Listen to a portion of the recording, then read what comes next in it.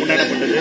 கொடியேற்றி வைத்து இந்த விழாவில் தமிழ்நாடு காங்கிரஸ் கட்சியுடைய முன்னாள் தலைவர் அருமைக்குரிய திரு KV தங்கபால் அவர்களுடைய முன்னிலையிலும், தமிழ்நாடு காங்கிரஸ் கட்சியுடைய முன்னாள் தலைவர் அருமைக்குரிய அண்ணன் திருநாவுக்கரசர் அவர்களுடைய முன்னிலையிலும், சட்டமன்ற தலைவர் தாரகை அவர்களும், மாண்புமிகு தமிழகத்தினுடைய அமைச்சர்கள், சுற்றுலாத்துறை அமைச்சர் திரு ராஜேஷ்குமார் அவர்களோடும், உயர்கல்வித்துறை அமைச்சர் திரு விஸ்வநாதன் அவர்களுடைய முன்னிலையிலும், சேவாதள காங்கிரஸ் கட்சியுடைய சேவாதளுடைய முன்னெடுப்பில் இந்த சுதந்திர தின விழா மிக சிறப்பாக கொண்டாடப்பட்டது.